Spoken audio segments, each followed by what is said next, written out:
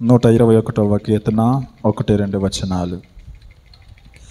కొండల తట్టు నా కనులెత్తుచున్నాను, నాకు సహాయము ఎక్కడి నుండి వచ్చును?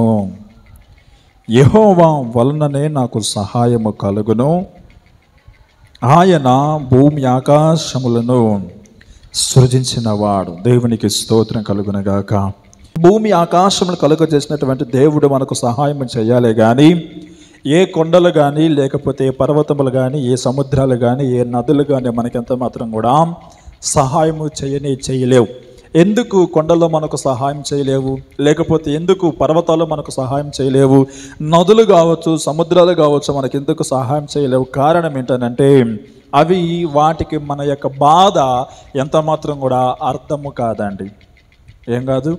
మన బాధ ఎంత మాత్రం వాటికి అర్థము కాదు. అందుకనే మనం వాటికి మొరపెట్టినవి ఎంత మాత్రం కూడా వినవు. వినడానికి వాటికి చెవులు లేవు, సాయం చేయడానికి చేతులు లేవు.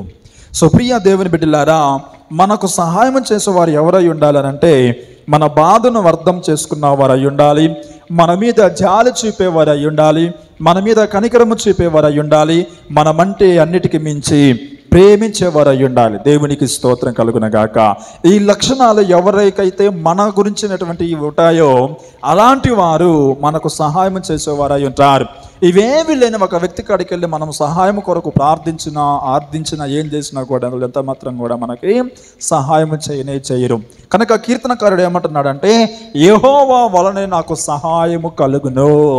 ఎందుకంటే అయ్యా, కొండలను తయారు చేసింది నువ్వే, భూమిని సృష్టించింది నువ్వే, పర్వతాలను కలుగజేసింది నువ్వే, భూమి మీద ఉన్న సమస్తను కలుగజేసింది నీవేనయ్యా. ఇందులో కలుగజేసింది నన్ను కూడా నీవే కలుగజేసి ఉన్నావు గనక నాకు నీవే సహాయం చేయాలి. హల్లెలూయా. ఈ సంగతి తెలియనటువంటి వాళ్ళు ఎంతోమంది దేవుని కాదని అనేక మార్గాల గుండా ప్రయాణం చేస్తూ ఉంటారు సహాయం కొరకు. కానీ ప్రియ దేవుని బిడ్డలారా, మన దేవుడు సృష్టికర్త అయిన వాడని మనము గ్రహించి మనము కలుగజేసింది ఆయనని తెలుసుకున్న వారమై ఉంటున్నాము గనక మనము సహాయం కొరకు దేనిని కూడా మనం ఆశించేటువంటి వారిలా కాక దేవుని మీద ఆధారపడి దేవుని యొక్క సహాయం కోరుకునే బిడ్డలుగా మనం ఉండాలని దేవుని యొక్క వాక్యం మనకు చాలా స్పష్టంగా తెలియజేస్తూ ఉంది.